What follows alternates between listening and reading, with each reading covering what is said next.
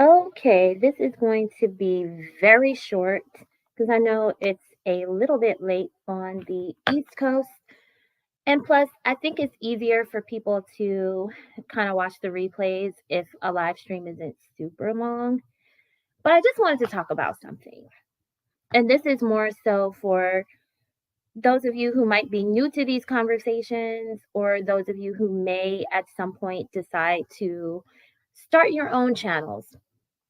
One thing that I've said before, but it bears repeating, is that one of the biggest mistakes I made when I first came onto YouTube was responding to people that had whatever issues they had with me.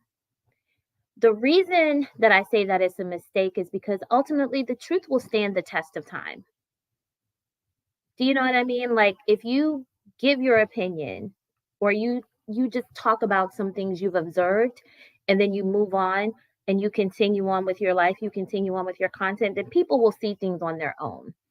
And I'm specifically talking about what some of us were speaking about around 4 or 5 years ago when we talked about and pretty much predicted what would happen to the BWE space.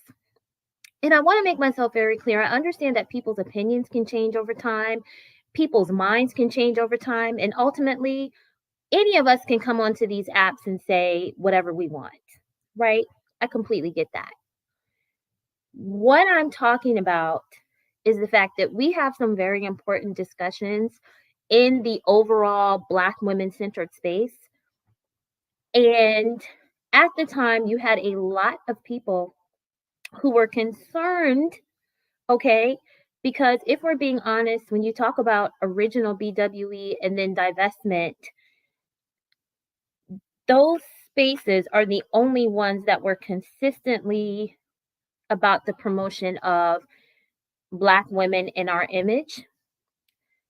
And when you talk about original BWE as a path to divestment, that was the only space that was telling Black women, like, hey, you need to, not only do you need to put yourself first, but in many instances, you got to understand it's a dog eat dog world out here. Sometimes you got to be self only. The world is cutthroat. The world will do you dirty. So sometimes you got to cut people off, whether it's your childhood friends, your family members. Sometimes you will have to walk away from a job to walk to a better job. Sometimes you will have to leave a relationship or a marriage if it means preserving your peace and your sanity. Hey, Kyra, sometimes that's what you're going to have to do. And divestment was the only place having that conversation. We were the ones saying, like, hey, okay, if you have more Black women deciding to be self first and self only, that's great. We just got to think about the fact that some of these women were formerly pro Black. Some of these women, they didn't just disagree with interracial relationships and marriages. They curated spaces where they allowed people to say that Black women in interracial relationships and marriages deserve to die. They were saying that divesters deserve to die. I don't know if you guys remember that story out of Houston, Texas, where there was a Black woman who was a doctor and she ended her relationship with her fiance. Her fiance was a non-Black man and he wanted the engagement ring back. So she did what everybody tells you to do during a breakup, right? You meet the person in a public place. So they agreed to meet in the parking lot of the hospital that she worked at, right? Because it's a hospital, there's always people there. There's security cameras, there's security guards, right? So she figured it would be safe. It was broad daylight. He showed up there and shot and killed her in the parking lot of her job in broad daylight. And all of these pro-Black content creators, including the Black women, made fun of the fact that this Black woman who had her entire life ahead of her, who was successful, who had an amazing career, who literally was saving people's lives, they made fun of the fact that she was murdered in broad daylight. They kept blending divestment with swirling, right? Now, we've talked about before that if you are a Black woman who comes into these conversations and you're single, divorced, or widowed, when it comes to dating, if you choose to get into another relationship, it's not going to be with a Black man. We understand that. We also understand that you can be interracially partnered and still not be a divester. I mean, let's be honest, the swirling space has made it very, very clear that they are not aligned with divestment. Okay? But you had these pro-Black people that were blending the two. So anytime they saw something happen to a Black woman in an interracial relationship or marriage, they laughed about it. They laughed about those women being abused. They laughed about those women being killed. And then they got mad at us when we said, well, okay, and over like 90, maybe even 95% of the cases where a Black woman is a victim of any type of violence, the perpetrator is a Black man. And they called us radical, toxic, and extreme. When people such as myself were saying, well, hey, you guys might want to be careful going into places where people in the chat and the comment sections are saying that you deserve to be doxxed, we were called radical, toxic, and extreme. When some dude, Botham, somebody got shot and killed because some white lady claimed she walked into his apartment thinking that it was hers, pro-Blacks were not more concerned about the fact that this guy had been shot and killed in his own home. They were concerned about the fact that the woman, who was a Black woman, who was presiding over the case, had a sister that was married to a non-Black man. That became their entire focus, finding out everything about the judge's sister and her husband, because they wanted to dox the judge's sister because she was interracially married. You still have some of those women on those pro-Black channels, okay, saying that divestors deserve to be doxxed. There's a woman who just hit 200,000 subscribers who said that our jobs, our employers, and our family members needed to know that we get online and have conversations, right? They said we deserve to be doxxed.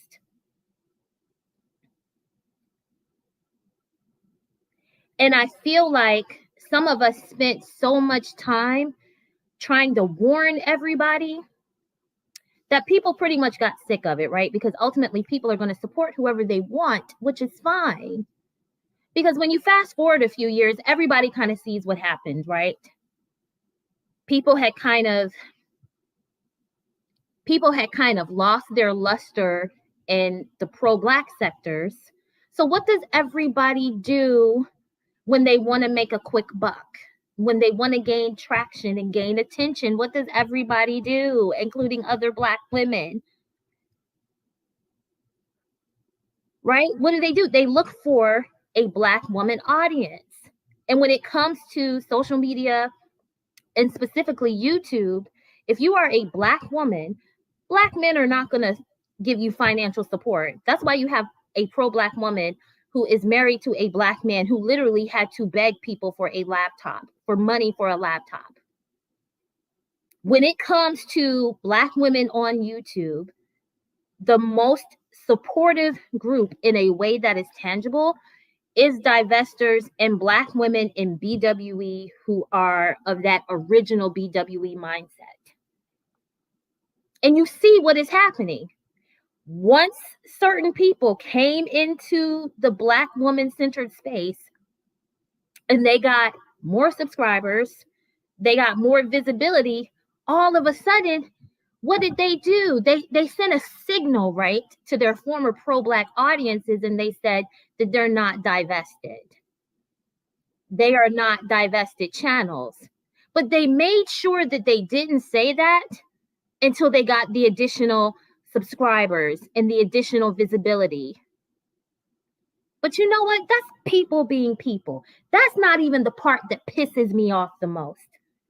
The part that really upsets me is that the Black women who were in the space 4 and 5 years ago, who had the opportunity to help those of us with smaller channels to like try to help preserve the original meaning of BWE, those women welcomed in these former pro-blacks with open arms, which, you know what? That's fine. You can do what you want to do. But they did it at the expense of divesters. BWE looked at divesters and said, you know what? You all have small channels, so fuck the space. That's pretty much what they did. They said, fuck the space, and they decided to kiss the asses of the women with the larger channels. And guess what? See, when you do that, this is something that I hope y'all understand. When you spit in the faces of people who supported you, right? What you show people is that you're not loyal and you can't be trusted. So people will take your support as long as they need it. And when they don't need it, they discard you because they look back at the line of other Black women that you span on. And let me make myself clear. I'm talking about every BWE or Black woman-centered content creator who is currently complaining now about the Black women who hijacked BWE. There's no reason for you to complain because you ushered them into the space. Not only did you usher them into the space, you tried to usher them towards the Black manosphere. You had divested Black women going on Black men's panels. And those of us who tried to warn those women were told that we're triggered by Black men.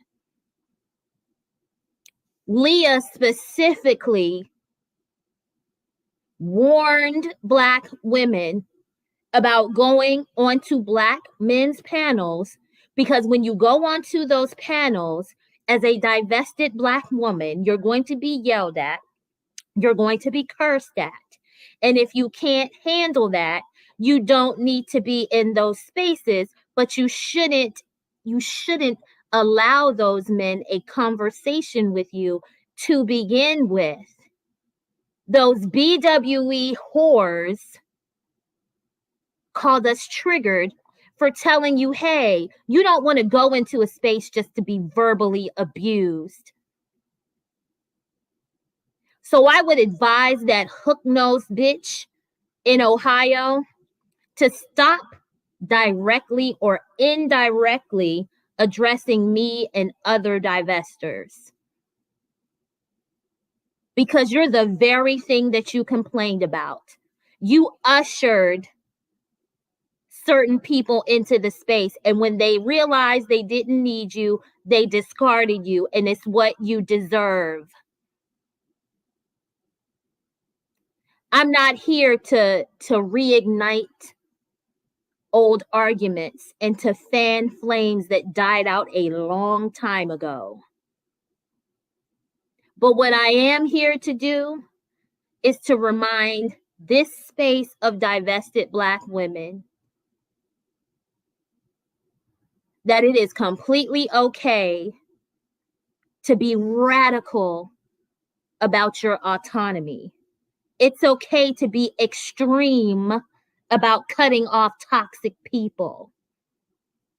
It's okay to be extreme and radical about protecting your peace. And it's okay to know that in some situations you can sit out certain arguments because the truth always stands the test of time. When you observe certain things a little bit sooner, like 4 or 5 years sooner than everyone else, it's all right. Because people will eventually see it for what it is. But all of these new bitches who are all of a sudden complaining about shit that they ushered in, we talked about that 4 or 5 years ago. We had the foresight to see what would happen when you had people with more visibility and larger audiences coming into the space. They had the ability to hijack it, and that's what they've done with BWE. It is what it is. There's no undoing it. You can't unring a bell. But what divestment can do is make sure that we don't allow the same thing to happen to us. It is laughable for anyone to say that any divested Black woman is copying them, when the words of divesters are uttered out of your mouths every time you click that go live button. These conversations existed long before anyone that is currently on this platform was even known of.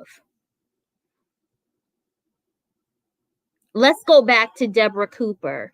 Deborah Cooper has been having conversations that are Black women centered since 1992. She started blogging and having online radio shows back in the 90s. She's literally been at this shit for over 30 years. The second wave of the Black Manosphere started off talking shit about Deborah Cooper. And she was wise enough to not ever respond to them, and she never acknowledged them. They were talking about women like Sophia Nelson, who is a correspondent, I believe, on MSNBC.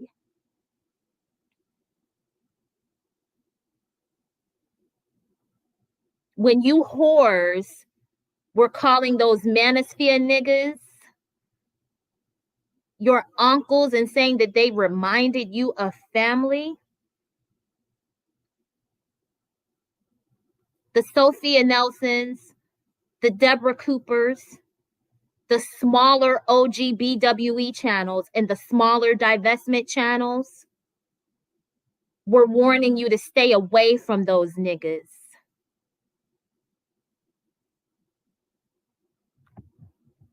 Yep.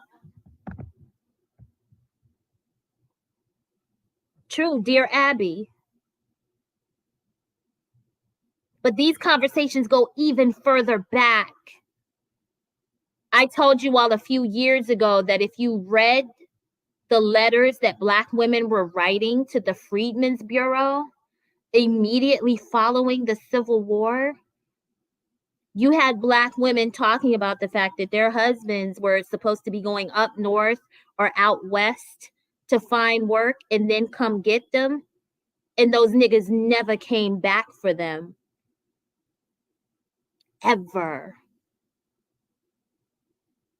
And I'm going to say it over and over and over and over and over again until you get it through your thick ass skull.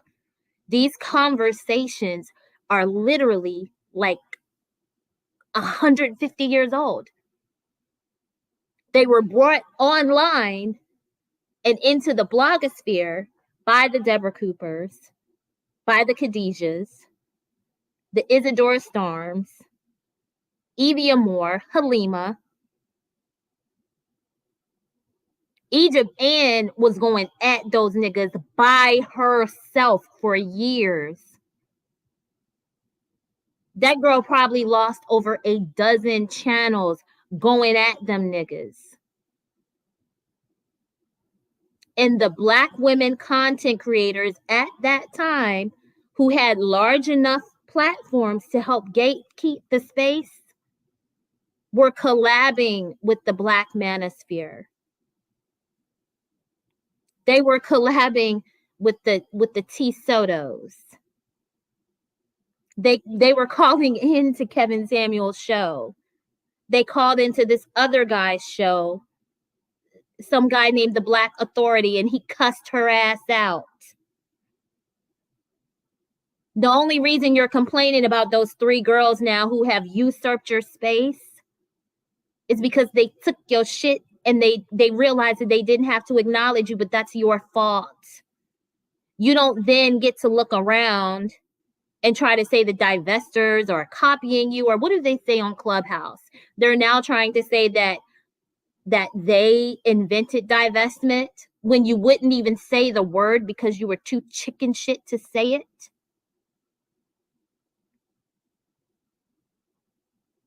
This is the only reason that I haven't deleted this channel.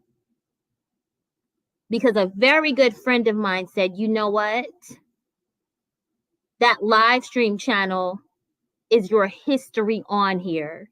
It's your proof that you've always been concerned about protecting the space. Your blog is your proof that you've always been concerned about protecting the space. And they said it doesn't matter how small you stay or how big you get if you get big. No one can change the history. These girls can get on here and talk as much shit as they want, but they can't go back in time and change the fact that while they were ushering Black women into spaces where they were getting cussed the fuck out, and when they were encouraging Black women to talk to the Black Manosphere, it was channels like this who said, well, wait a minute. If you do that and you encourage that and you're a divester, you're going to completely water down these conversations.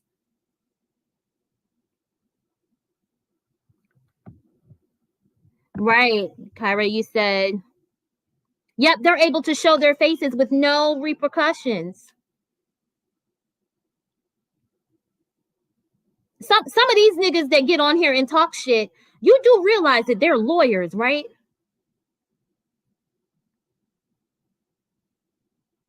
Let that sink in. And I'm not here to lead a charge against anybody anymore. Those days are over.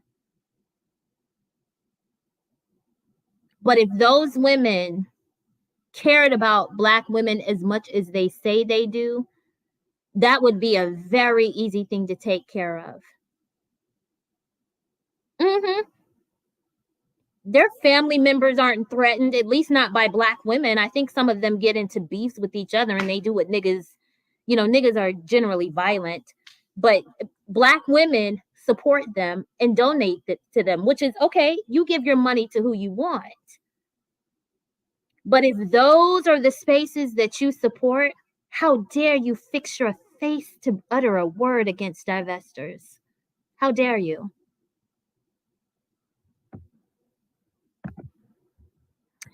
And not only the craziest part of that call was that when he directly asked her what space she was a part of, listen, I didn't expect her to say divested because she's been running from that word like her hairline is running back. Listen, she's been running from that word, okay? She didn't say BWE. She didn't say Black woman centered. She didn't say swirling. To all y'all who support her, she didn't claim y'all at all. She said y'all were a loose confederation of women. And Kitten Heels, as raggedy as he was, he looked disgusted with her. Like, you calling yourself the queen of shit, but you won't even claim it? And let's not forget the fact that it was a nigga that had to tell her that she was reinforcing the idea that her Black daughter wasn't as deserving as her biracial daughter because she allowed her husband to do certain things for their biological children that he would not do for her Black daughter. Niggas had to tell her that.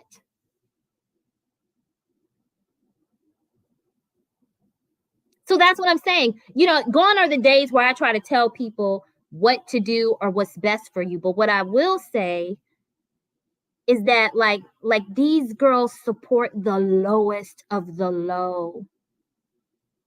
Do you all understand that the Black manosphere is the manosphere in general and red pilled spaces in general are being investigated by the FBI and the Southern Poverty Law Center, not because of what they say, not because of the things they say on the internet, but because men associated with those spaces have gone out and committed crimes against women. They've raped and otherwise sexually assaulted women. Some of them have killed women. That's why their speech is viewed as hate speech, because it incites violence. And they're also being investigated because there are more than a few woman beaters and child abusers and sex traffickers that have walked through those Black male red-pilled spaces. More than a few. You cannot say that about divesters. And you know what? I'll do you a solid. You can't say that about any Black woman-centered space. But to try to compare us to the manosphere and save yourselves, Black men, no, not at all. We're not criminals. We're not committing crimes against people. We're not harming people. We're just telling other Black women, like, hey, look at what the crime statistics say about what's happening to us. And look at the majority of the perpetrators. And look at the fact that it happens to us at a higher rate than it happens to any other group of women in this country. You need to get away from the people that are killing you left and right. You need to get away from the people who are robbing you and raping you and your kids and your elderly family members. You need to get away from them and stay away from them. That's not hate speech.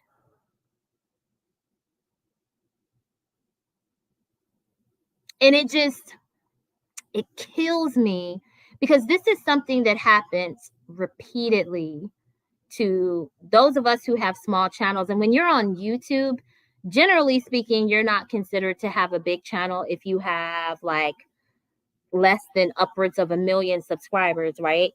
But as a Black YouTuber, you're not really considered to have a lot of subs until you hit like maybe 50,000 to 100,000, unless you're in spaces where you get a lot of visibility or you have access to content creators who have that many subs. So divested channels are small. Some are growing and they will continue to grow. But right now, it's very easy for people to steal from us and to copy us, and then to have the audacity to accuse us of stealing from them. Because what happens is, if you're the smaller channel and you say something, and you've been saying it for years, a lot of people aren't going to hear you say it because you've got a small channel. So if someone with a larger channel comes along and parrots your ideas, they've got the larger channel. So people are going to hear it there first. So it's easier for people to believe them when they say, well, this person is copying me, when anyone with half a brain cell knows that that's simply not true.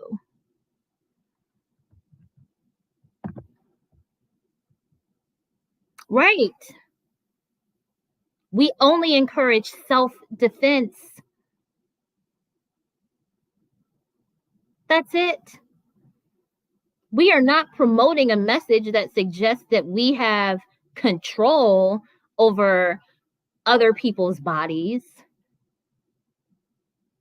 That's what red pillars do. They act like they are owed attention and sex from women, and that's why so many of their supporters are predators. Telling you, hey, the stove is hot, don't touch it, is not hateful. We're trying to keep you from burning yourselves. But what these women do, and they do it publicly and privately. But what they do is they say things to try to tarnish our reputations. And that's why I did that blog post a few weeks ago about the attempts to defame divesters. Because see, listen, I know a lot of us hold space in our hearts for other Black women, but you have to understand something. When someone is putting a knife in your back, when they're throwing a dagger at you, they know exactly what they're doing. Okay? If you're not a person that really talks to people, you don't connect with people behind the scenes because that's just not your personality, then people know that they can say whatever they want about you and they'll be believed. People tend to believe what they hear first. So by the time we know what's being said about us, right? Dozens, if not hundreds of people already believe it. Let me look at this.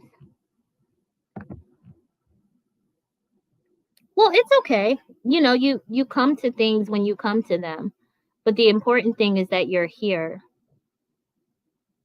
You know, and my hope for the Black women who are willing to do it is to not only have the vision to see what's happening, but to have the strength to act on it.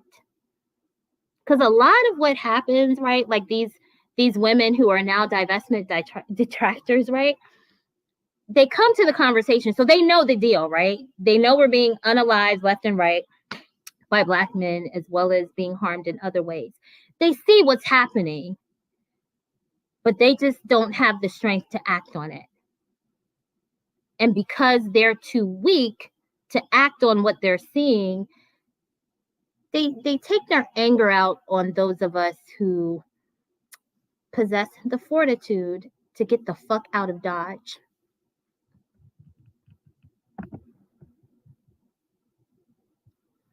Well, I don't think any divestors are mean. I just think we're straight shooters. We're direct and to the point, because there's no nice way to tell people to get away from someone that's killing them, to get away from someone that means them harm. There's no nice way to say it. But I get what you're saying, okay? I understand that for some people, delivery is very important. And so I think it's good for you to support the channels that resonate with you. That's totally fine. I'm just speaking from the perspective of divested Black women who are more direct. And like there's nothing I can say or anyone can say to you that's worse than a man killing you, or a man raping you, or a man beating you up. Do you know what I'm saying? Now, I understand that words wound. We all have feelings. I totally get that. But just keep that in mind. Like, there's nothing worse than someone taking your life from you. And so sometimes the message is not going to be sweet and flowery, because some people are only going to get it if you throw the bucket of ice water on them. And honestly, nobody is as mean as some of the women that talk shit about divestors on Clubhouse. Like, they'll literally ask you for money and then tell you that you and all the rest of us as Black women aren't shit, and that we're all bitches and all this shit. So, you know, but the conversations at times do have to be blunt because of the severity of the situation that we're in. I mean, those numbers about the violence against Black women are not getting any better. It's getting worse. And there is a direct link between the severity of the Black red pill spaces and the uptick in violence against Black women, and now women in general, because Black men, they take their abuse abusive behavior with them, no matter who they date and no matter who they marry. But I get your point. I mean, if you're logging onto an app and you want to hear certain conversations, you should focus on the things that feed you and your spirit. I'm just saying, though, I know some of us have to be direct, because I mean, there's no, especially for the creators who talk about stuff like Black femicide, there's literally no nice way to say it. And I think my tone just sounds more balanced because I have a soft voice. But we're all pretty much saying the same thing, but there's literally no nice way to say it. Because I mean, these dudes are so weird. I keep seeing all these stories about Black women who are getting killed or beat up for turning a guy down if he asked for a phone number. There was a story. This was actually a white girl on her job who turned down a Black guy's advances, and he killed her. He killed his coworker because she told him no. I mean, it's that mindset that's being promoted in those Manosphere spaces is encouraging men, specifically Black men, to feel entitled to our bodies and our time. And sometimes there's just no nice way to communicate that. You said they call us extreme for encouraging young women to get their money and avoiding men, of a certain hue that have nothing to offer at best. Right. And the other thing that a lot of Black women aren't paying attention to is a lot of Black women like to go back and forth with those passport dudes. I don't see the point in that. Let them go. You should be encouraging them to leave and encourage the country to enact laws that don't allow them to come back, okay? The thing that the Black women who continue to deal with them are not paying attention to is that some of those countries that they're going to have a higher STD rate than the rates here in the US. So like Thailand, their STD rate is at least 5 times higher because, and this is nothing against people from other places, but we do know that people who live in third world countries live in places where they don't have the same infrastructure that we have here. So people don't have the same access to getting tested. And also, like, if they do have diseases, they don't have access to treatment. You can go right here on YouTube and see videos of prostitutes in third world countries admitting that they know that they have STDs and they still prostitute, right? Because they're having what we call survival sex here in the US. So they're participating in prostitution to feed themselves and their kids. And some of those women are married, so they're being prostituted to support the entire family. So those men are going to go to those places. Some of them will contract STDs, and then they'll be coming back here and sleeping with Black women in the pro-Black space. Divesters, we need to just let it happen. Because like I learned with some of the things I tried to warn people about a few years ago, there are some people who are not going to believe things until they see it and until it happens to them. And it's unfortunate, but we have to let it happen. You said you're past the angry phase. You ignore them. You stop talking to them in real life on platforms. Well, that's good. I mean, I think that when it comes to, because see, people, well, I'll say it like this. I think when it comes to grief in general or mourning the loss of something, some people will have an angry phase. I personally don't think that divestment has an angry phase. I don't. It's normal and human to experience certain emotions when you've been harmed. The only part of it that's not normal is to be so stuck there that you can't move forward. So this is something that me and one of my college friends used to talk about all the time, like the dangers of being stuck in a certain moment or stuck in a certain feeling, right? So if, I don't know, if you have a breakup, it's normal to be hurt. You might be upset about it if you're not happy about the breakup, or even if you initiated the breakup, but you did it because the person harmed you in some way. It's normal to have your feelings about it.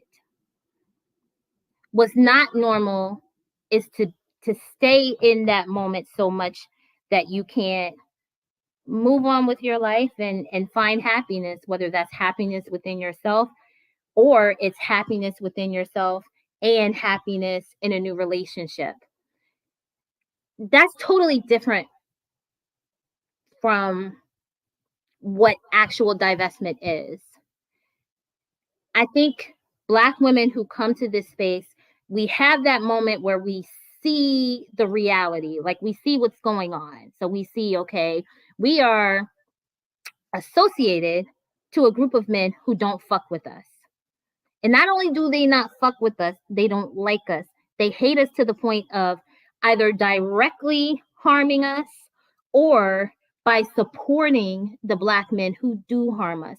So the reality is that they are all responsible for the harm. Okay, they're all responsible for the situation that Black women are in. So you have that realization, and then you're kind of at this crossroads. Okay, so you see the truth, you see reality. One path will cause you to say, okay, you see the truth and you see reality, but you're not going to change. You're going to stay attached to the source of your pain, right? The other path is divestment, where you say, you know what? I see the truth. I understand that things are not going to get better. Things are not going to change. That particular demographic of men are not going to change. The women who support those men are not going to change.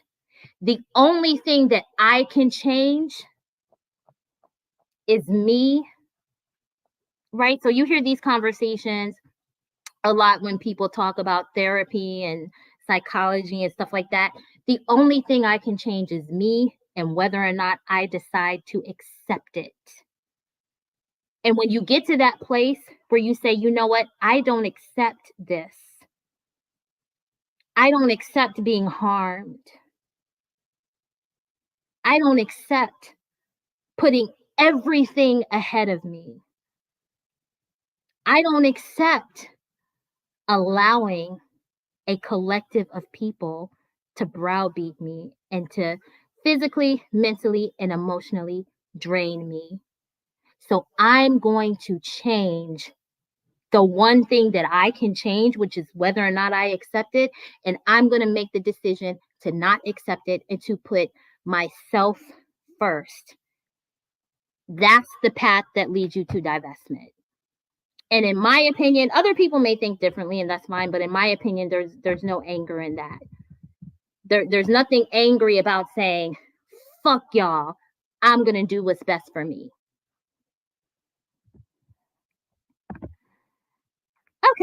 Okay, everyone's opinions are different. I can't claim to watch everyone, but I don't think I've seen a Black divested woman who's not welcoming. Thank you, Kyra.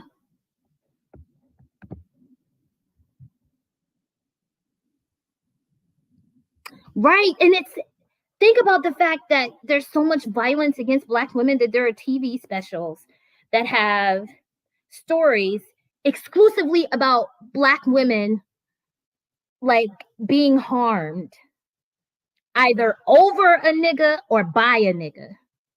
That's insane. Now, of course, there are shows like Snapped, but those shows talk about all women. It's happening to Black women so much that there are shows specifically dedicated to stories about Black women being harmed. That's insane.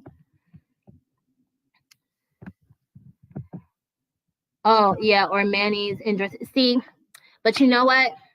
That's another thing that divestors were talking about a few years ago. And that's another reason we were called extreme. As a matter of fact, I've got an old live stream where I talked about it was a panel of Black M to F people. And I did a response to it. And I was like, why are Black women supporting this? Like, and see, that's the other thing about some of those Black Manosphere dudes. They were saying shit like a person born as a Black man who lives opposite of what he was born as. They were saying that was a better version of a woman than Black biological women. And I'm like, why would we ever support anyone who does that? And do you hear some of the things that particular community says about us as Black women? Like how hateful they are of Black women? I don't know.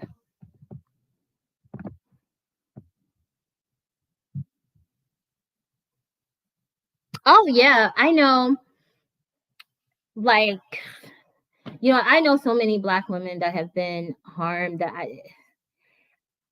we would be up the next few days talking about it. I know one of my friend's cousins broke up with the guy. That girl was only like 24. They had 3 kids. So they had been together since she was very young.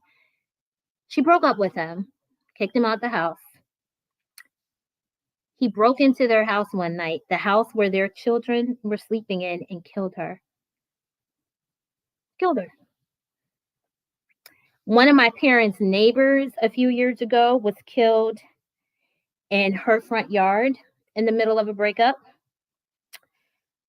List goes on and on and on. My dad's youngest sister was a victim of domestic violence years ago. It's just happens. It's just so it's just over and over and over and over and over and over and over and over and over again. And the only thing, you can't change the abusive nature of that demographic of men. It cannot be changed. The only thing you can change is whether or not you choose to deal with them. Lainey, you said you didn't have an angry phase, but you had a disappointment phase. Getting unstuck from the race politics is key for Black women. Yeah, that's understandable, I think, especially for Black women of a particular age, right? I think that younger Black women, you know, who came up in the day and age of the 24-hour news cycle and social media and news available on the internet, has information available to them that we didn't have, right? So if you're 40 plus, some of this stuff you just didn't know until you grew up and you experienced it. But I see how a lot of Black women could have a disappointment phase. I still don't think that phase is part of divestment, though. Like, I think mourning whatever you felt for Black men or the Black collective might be normal, and it may be part of the path to divestment, but I think a fully divested Black woman is just like, fuck it, it is what it is. I'm getting the hell out of Dodge. But like I said earlier, human emotion is normal. So if that was part of your process, then it's good that you allowed yourself to feel it and go through it.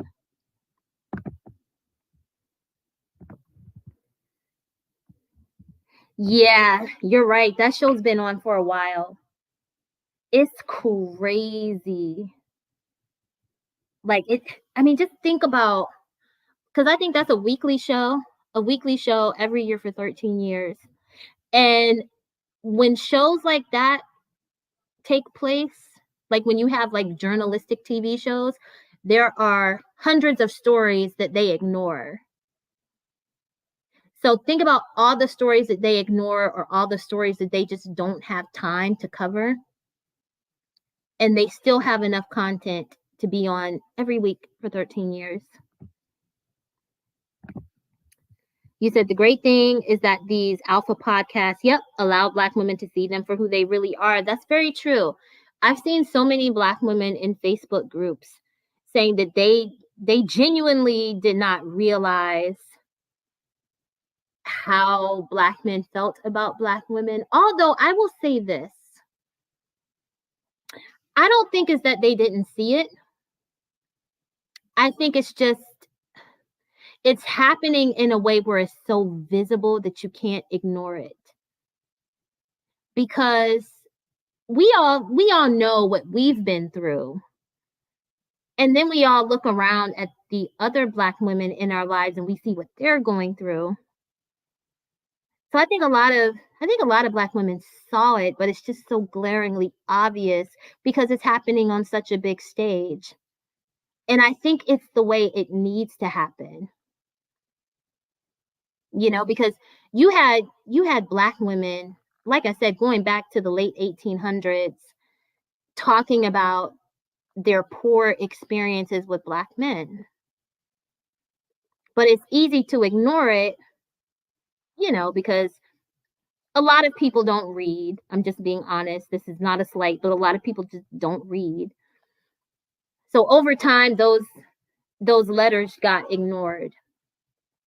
And then when you think about some of the things that Black women were saying after the civil rights movement, and you think about what Black women who left the Black Panther movement were saying about the sexual abuse that they experienced at the hands of Black men, and you have the fact that Eldridge Cleaver said that his ultimate fantasy was to rape white women, and so he practiced by raping Black women, and he's still revered by pro-Blacks.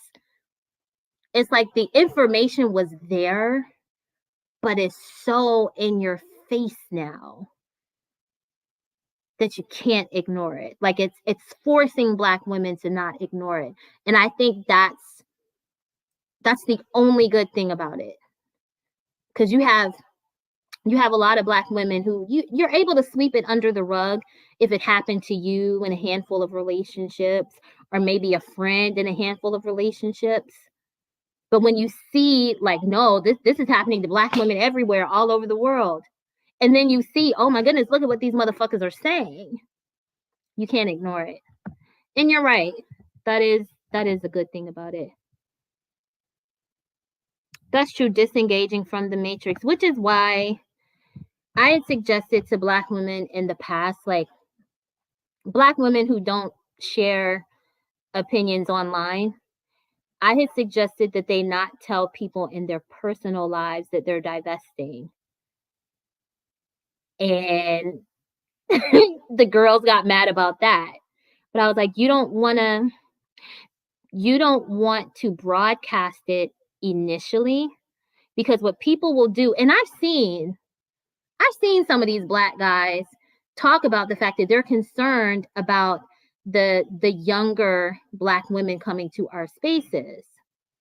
So what they would try to do is they would try to get those young girls onto pro-Black channels or onto Manosphere channels, because they know that when you initially start something, like when you initially come to an idea, you're not going to be as strong as you're going to be like a year into it, 5 years into it, but yeah, disengaging from the matrix is part of the battle. It is part of the battle, because Black women are expected to shoulder the burden of the Black race. We're expected to be the caregivers of the elderly, the children of other Black women who are not able to support themselves. We're supposed to shoulder all of that, right? And most of us as divestors do not publicly show ourselves because we have lives, right? So we're the ones with the businesses or the jobs. So we're the ones that would typically be giving money to people to help them handle the necessities of day-to-day life. So when we say, well, no, I'm prioritizing myself, I'm prioritizing that which is good for me, meaning I ain't giving you shit, right? It becomes a problem for them because they can no longer leech off of us. Because, that what you said about the Black matrix and the Black community in general is very parasitic. They literally feed off of Black women in a way that's parasitic.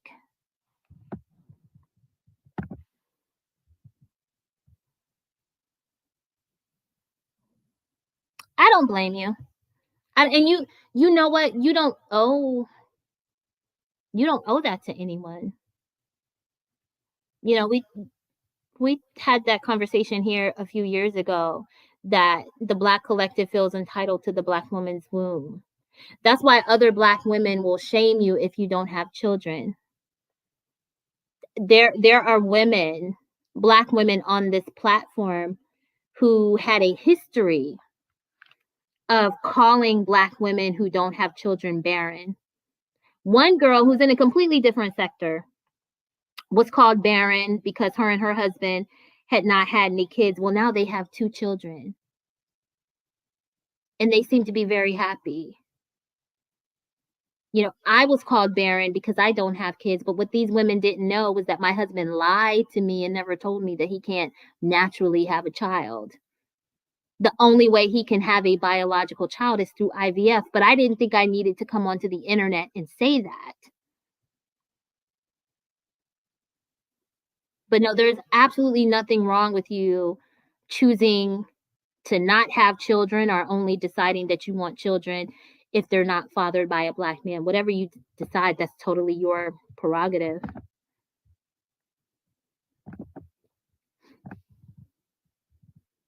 That's good. Yeah, you shouldn't support them.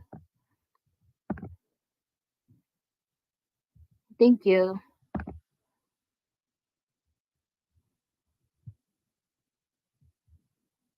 Yeah, that's a good point. I think a lot of Black women aren't taught how to date. We date in a way, a lot of Black women date in a way where, how do I say this? Black culture teaches Black women that we should be thankful for male attention. So a lot of Black women accept anything from men. And this is why you have so many Black women who don't require resources or marriage from men prior to giving birth to their children. Other groups of women don't do that. Like y'all see, and even other groups of women require something tangible for their time. Y'all see what's happening with Tiger Woods and his ex-girlfriend, right? She said, motherfucker, I was with you for a couple of years and I deserve to be compensated. And contrary to what a lot of people think, she's going to get something. Because from what I've seen online, we were talking about this in a Facebook group, a lot of Black women don't seem to realize it, but you can't just kick somebody out of your house. And if you're a woman living with a man, he can't just kick you out. Even if you're not on the deed and you're not on the lease, every state that I looked up requires a person to either go through the process of filing what's called an unlawful detainer or an eviction, which is pretty much the same thing, but they have to go through the legal process of getting you out of the house. Now, some states require them to give you written notice before they go and do the court thing. So yeah, she'll get something. If it happened the way that she's saying it happened, and he just changed the locks on her and put her out and told her what did he do? He told her they were going on vacation. And then at the airport, he's like, haha, I want you to leave. It's over. If he did it that way, he's going to have to pay her something.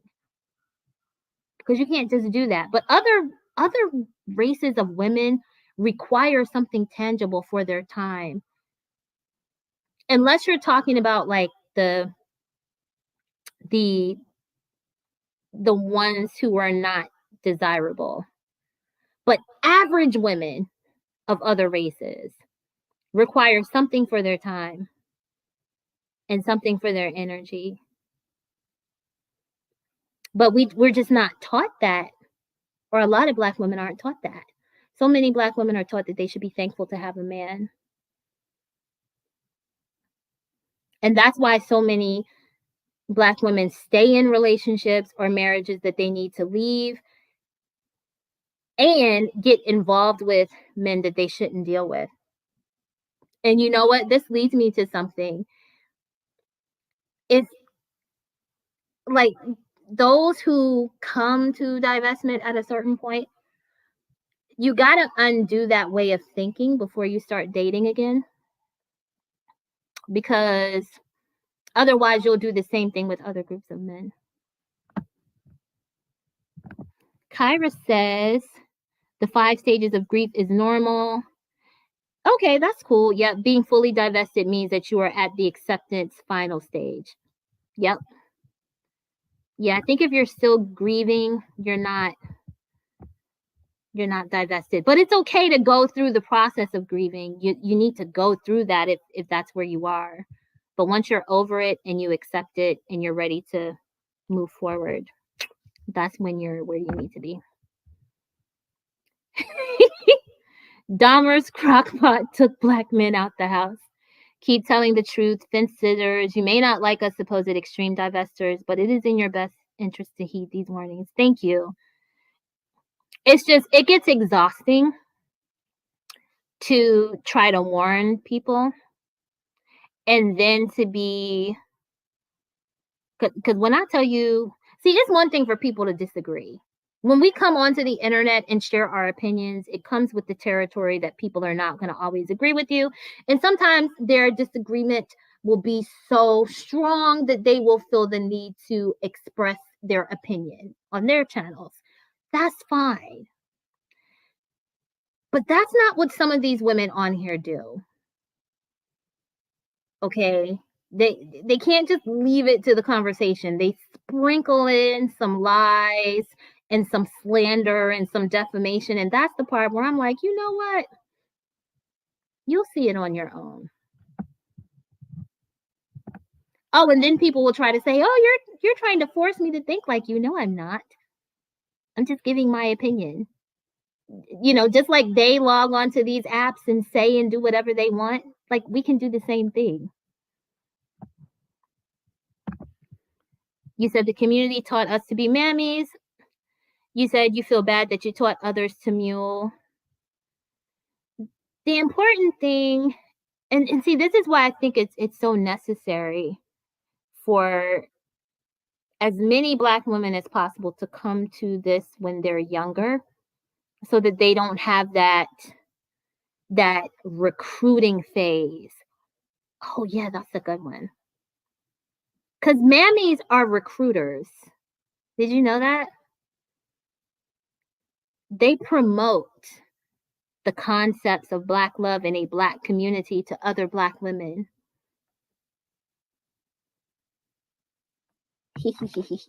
That might be a blog post. But yeah, they're recruiters. But it's okay. You know what? Once you know better, you do better. And, you know, it's life. I mean, we can't, unfortunately, life doesn't come with an eraser, right? So you can't go back and erase the things that you don't like. But what you can do is move forward. Yes, Alice Walker, Zora Neale Hurston, Oprah, and a few others. Yes. Yep. Zora Neale Hurston is like, I mean, she gets her flowers, but I feel like she's kind of underrated. But yeah, she's good. So, you know, Alice Walker, I mean, that I feel really bad about what womanism has become today because it's so far from what Alice Walker intended. Womanism was exclusively for Black women. And if you look at modern womanist essays and texts, or even if you just look at the conversations that they're having on social media, they are inviting everyone into womanist spaces, including women who aren't Black, people who are biologically male but who live as the opposite gender. Like, it's so far from what she originally intended. Oprah, yes. Yep. I will say the smartest thing about Oprah is she never married Stedman. It's very smart of her.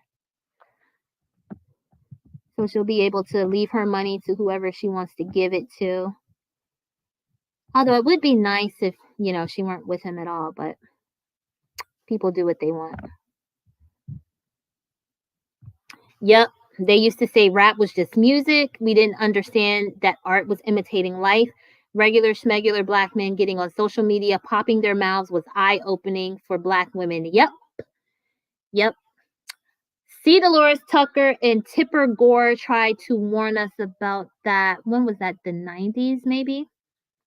And so many Black women, including Little Kim, ripped her apart for it.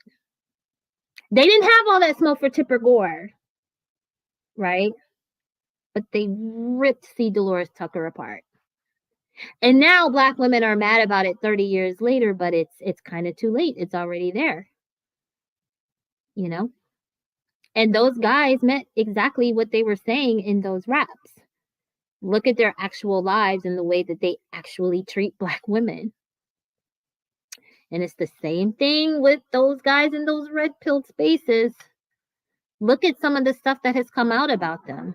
Like, you had one guy, I mean, he's maggot food now, but you had one guy, like, his court case is on YouTube. And not only is the court case on there, but the body cam footage where the police caught him in a hotel room with like a 14-year-old girl. And the trial, like the entire thing is right here on YouTube, where he was convicted for like sexually assaulting a 14-year-old girl that he got pregnant. And there are certain other rumors about him as well. There are a few other guys who have been convicted of sex trafficking, child trafficking, other sexually related offenses. So these guys are not just talking. But that's the other thing. Oh, yes. That's the other thing that was said a few years ago. When divestors were saying, well, hey, we got to take a look at what's happening to the BWE space, because at that time, BWE and divestment were linked, as they are supposed to be. BWE is supposed to be a path to divestment. So, we were saying, like, these people really mean what they're saying. And we were told, well, no, these are just internet conversations. And I'm like, girl, what are y'all talking about? But people see it with time. You said they shame you and your sister. She's a feminist. Okay. And a lot of these discussions are also connected to Black radical feminism. And radical feminists in general were talking about the dangers of the erasure of biological womanhood, I believe, in the 60s and 70s. Okay. Had a great conversation a few years ago with some girls on Twitter about that.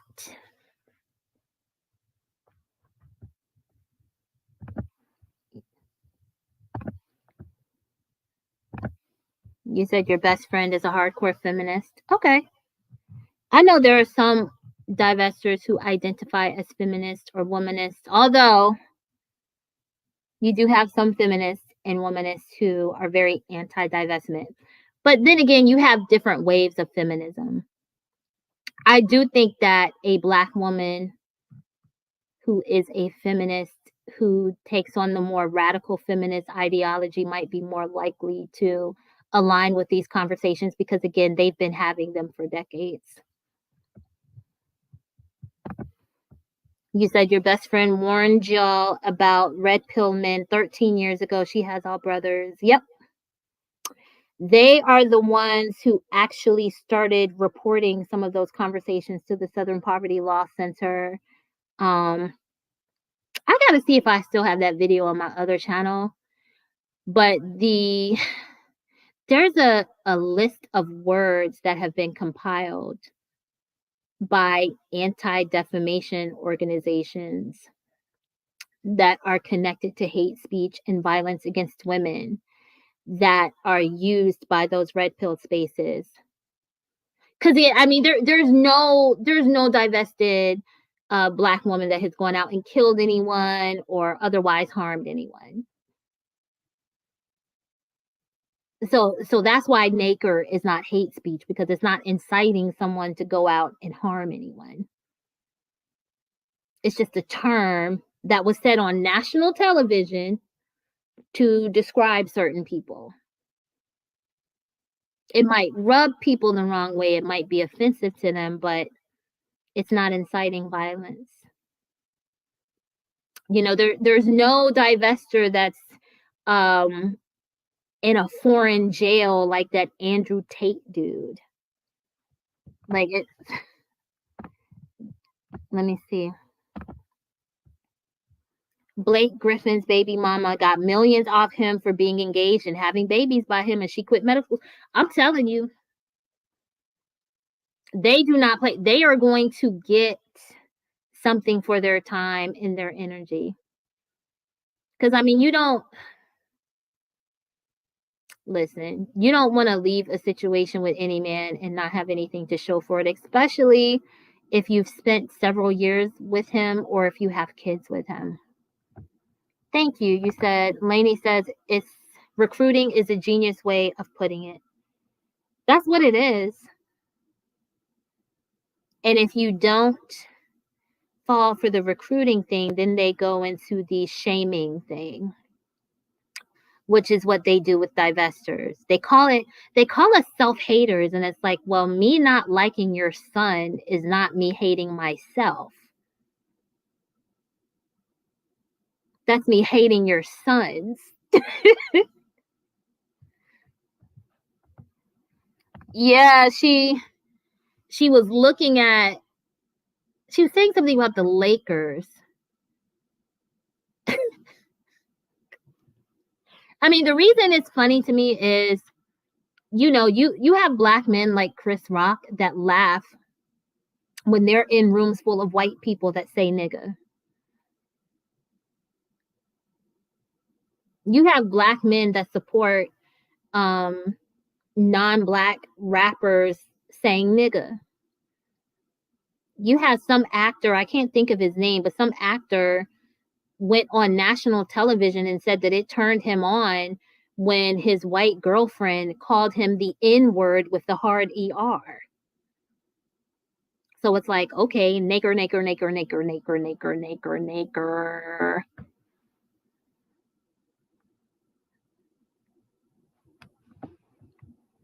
You said you've been loving NACR for years. You'll never defend Kobe or Wayne Brady types. Yeah, and see that Kobe Bryant, that conversation was another one that ruffled certain feathers, because you had divestors saying that they didn't care about what happened to him. And I did an upload a few years ago. That was when I first used the term indifference. I said indifference is not hate. And I was like, Black women being indifferent to what happens to Kobe Bryant or any other Black man is not hatred. I mean, after all, they don't give a fuck about what happens to Black women. There is so much content on social media of Black men literally laughing when Black women are killed. Y'all remember the bus driver uppercut? It's niggas still under that video where that big brute punched that woman in the face, still laughing about it. There was a 14-year-old Black girl that something happened in her class, and a school security officer tried to get her to get out of her seat. Okay. Guess it was taking her too long.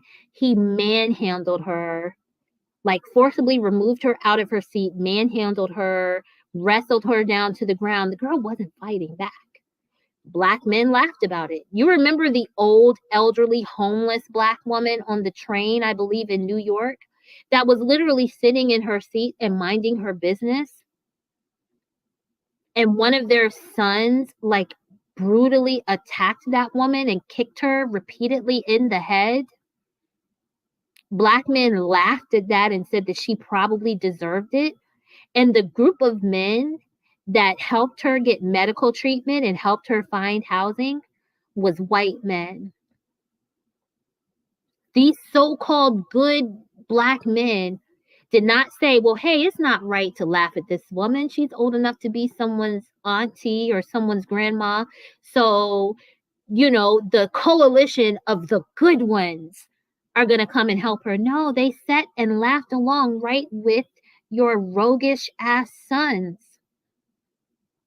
There was some other Black girl that was leaving a pool party with a group of friends, and a police officer randomly wrestled her down to the ground. Black men laughed at that.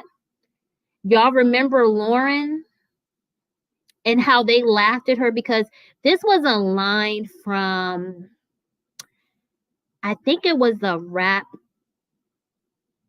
from Meg Thee Stallion, but I think she got the line from somewhere else and just incorporated it into her song. And she said, I don't fuck with you coloreds. So when she was brutally murdered, they laughed at that. I mean, do I have to keep going? They're laughing at what happened to that Black girl that went down to Mexico.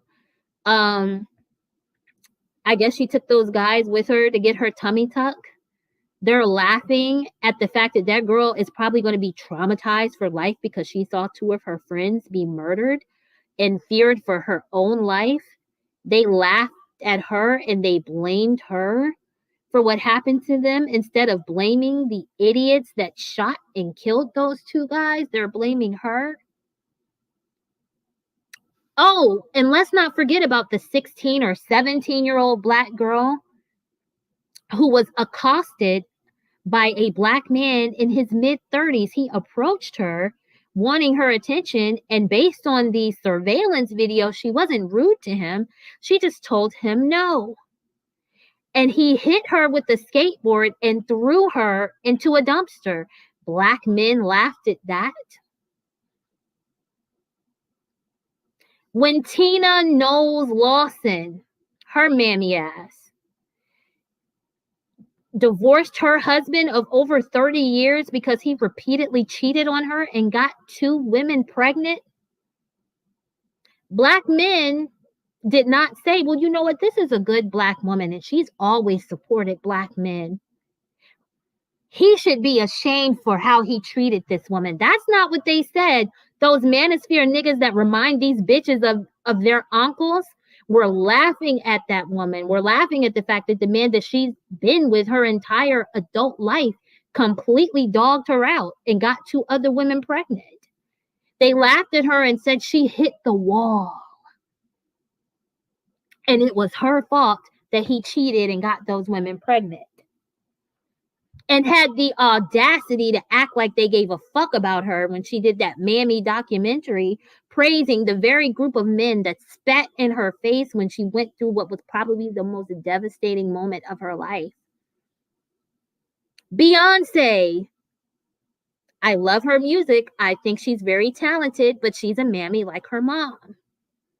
When the world found out that Jay-Z cheated on her after she went through some pretty complicated circumstances during her pregnancy with Blue Ivy, and when she had several miscarriages either before and or after, when the only man we've known her to be with outside of her high school sweetheart cheated on her, Your sons laughed at that woman and said she had hit the wall and said it was her fault. They didn't look at him and say, well, this is a Black woman that has supported you and been by your side. This is a Black woman that has always supported Black men, even though they're a bunch of raggedy N-words. They didn't say that. They laughed at her. Do we need to go on and on and on about how these niggas don't give a fuck about any Black women? So nobody had to care about that motherfucker at all. Hey, DZ.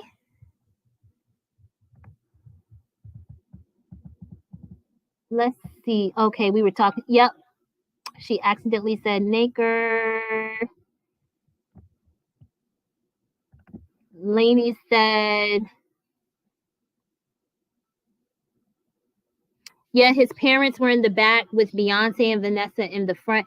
Yeah, because I mean, let's be honest, he was completely fucked up to his own parents.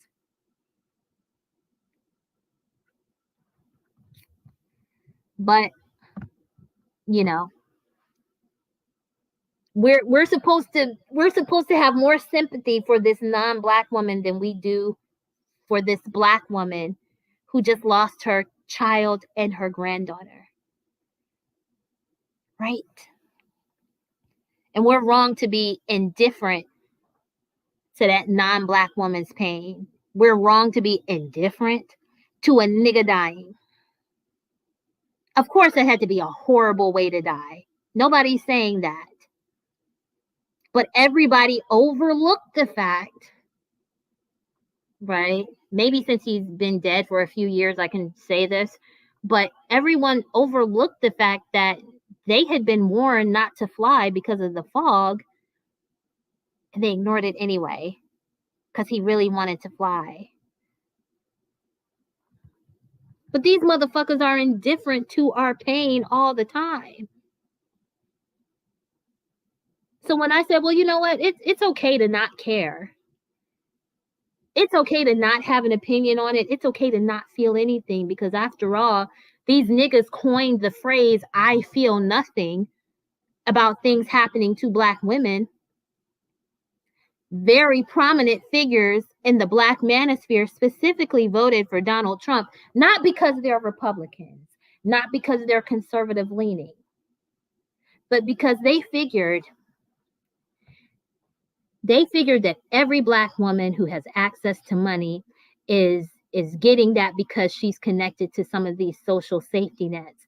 So they thought it was good to support Donald Trump because they thought that he was going to cut off programs for low-income Black women and Black children. And they thought that would mean that those women would be so desperate that they would accept $5 meals from McDonald's as dates in exchange for sex. Those are the motherfuckers we're supposed to give a fuck about. It's insane.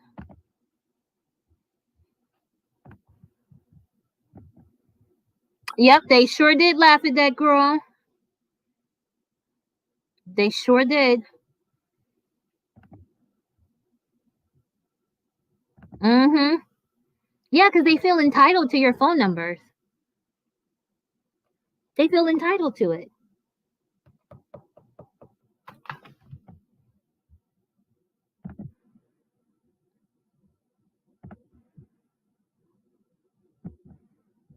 Let me see if I can find it. Yep. Tina made a documentary and they still trolled her because there's nothing you can do for them. But why would you want to do it anyway? Literally, there's nothing you can do to appease them. Okay? But a lot of Black women will have to just learn it. They have to see it on their own. You will run yourself ragged trying to make people see something that either they don't see or that they see and they want to ignore. That's easy. You said, Oh, I didn't know she dated Marcus Houston. All I know of is her high school boyfriend, and then shortly after she met Jay-Z. The high school boyfriend broke up with her because he felt like she was chasing a foolish dream and trying to become famous. Sure, he regrets that now. But the word is that Jay-Z has never really been faithful to her.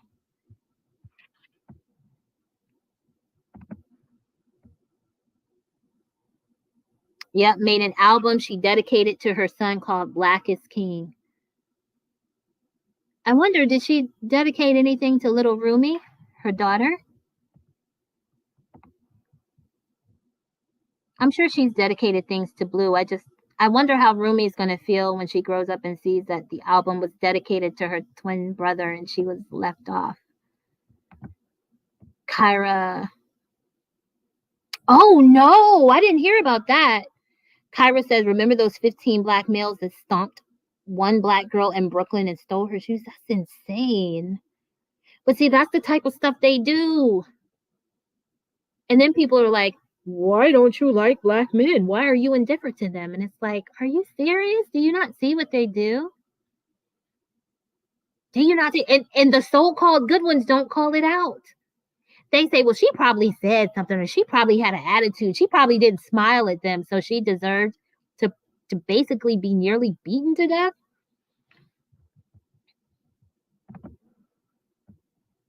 He made disgusting remarks about a young black kid. Yeah, I never liked him. I don't know. I just never liked him. Kyra says they blamed the black teen girl who recorded the same fentanyl incident, saying she should have wrestled Chauvin. Right. When if it were not for her recording, there would have never been a trial, and there would have never been that 13 or 14 million dollar GoFundMe plus whatever lawsuit money they got from the police department. That girl was literally a hero. I personally think she should have just kept walking and minded her business, because they had surveillance cameras, police have body cameras, but she did what she felt like was the right thing, and she should have been, that community of people should have applauded her for it. Instead, they dragged her, even though, mind you, there were grown ass black men who were watching what happened, and they didn't do anything to stop that officer. But you expect a 17-year-old girl to, but that's how they do, because again, the burden of the black community, the so-called black community, is placed on the black woman's shoulder. We're supposed to be the warriors. We're supposed to be the bank account. We're supposed to be the housing. It's like, what? Fuck that. Y'all make out the best you fucking can. I'm out.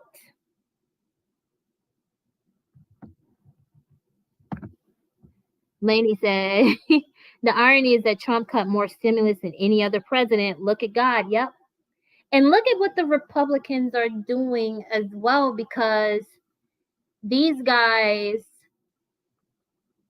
they're anti-abortion, and I'm like, why? You don't raise your kids anyway. You complain about having to pay what, $200 and $300 a month in child support, but they were happy, right, that Republicans are scaling back access to abortions.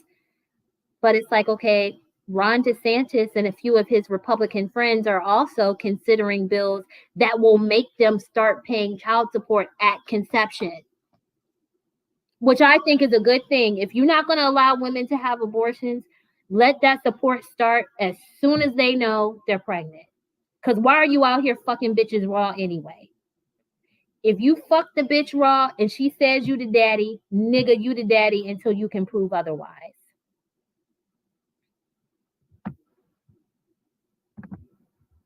You said your sister's beautician's brother was livid, that you said you never touch another nagger as long as you live. Yeah, because it's like, it's just not worth the headache. To be completely honest, it's just not worth it to deal with them. And I would just say to be careful about saying that to people in real life, because these men are violent. When they find out that they can't have control over you, when they find out that they can't have access to you, they can become deadly.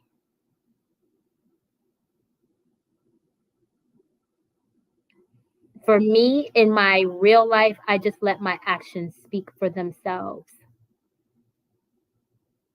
But it's sad that you have to be that way, because we have freedom of speech. You absolutely have the right to tell anyone that you want, right? I don't fuck with these niggas. I just say that if you tell people that, just make sure you're locked and loaded so you're able to defend yourself if you need to. Oh, wow. You said he cursed you out for 3 days straight? Yeah. Yeah, just be careful, and if you can possibly do it, don't have them in your home. Do not have them in your home. There are a lot of Black women who have been violated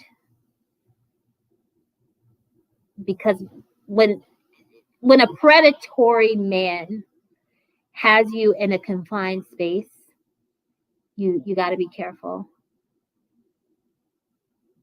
And it's verbally abusive for him to cuss you out anyway. But do you see the entitlement? Even these conversations that these guys have online where they're saying that they are quote unquote correcting Black women and they're holding Black women accountable. And it's like, what gives you the right to correct people that don't know you?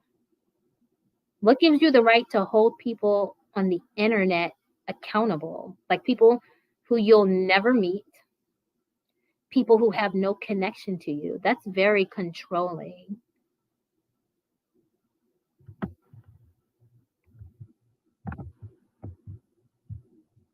Asian women did the same thing. Yep.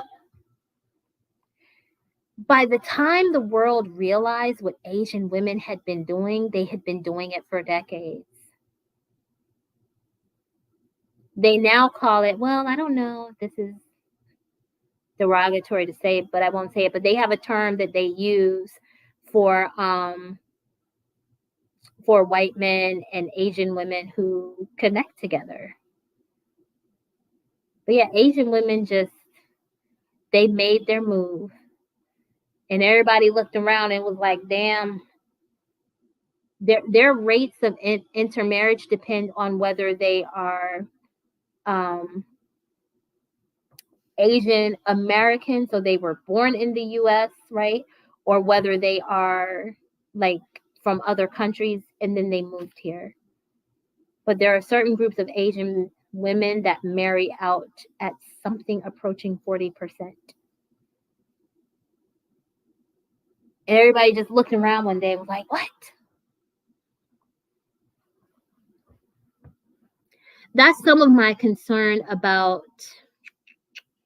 like, how do I say this? When some Black women have conversations about dating strategies, I feel like those conversations should be had in private groups.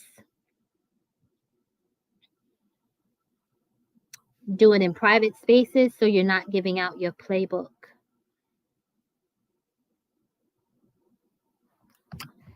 All right, y'all. I've kept y'all for quite a bit longer than what I intended, but I appreciate all of you for participating in the conversation in the chat. If you catch the replay, leave a comment. I'll get to it. Although certain comments get filtered out because some of you motherfuckers that like to troll me are blocked. Okay. And then I have certain words filtered out as well. So I'm just going to put this out here because I've had to delete some people for doing this, but don't mention other content creators in my comment section in a way that's messy. Okay, because that fuels a lot of unnecessary beefs between people. A handful of you have come onto here mentioning a lady that I don't publicly support, although I do watch her. I do like her. I like her content a lot. She's another divester, and I think she's doing wonderful things on her channel. So don't come on here being messy. You know, don't do that. Right now I have those comments filtered out, but if I have to keep going into my studio and like choosing to not show your comments, I'm just going to block you. All right. But anyway, happy Thursday. We are very, very close to Friday. I think the time changes Sunday night, like Saturday into Sunday. So keep an eye out on that. We'll get an extra an extra hour of daylight, but one less hour of sleep. But the good thing about it is it means that summer approaches. All right. We'll talk soon. Y'all have a good night. Bye.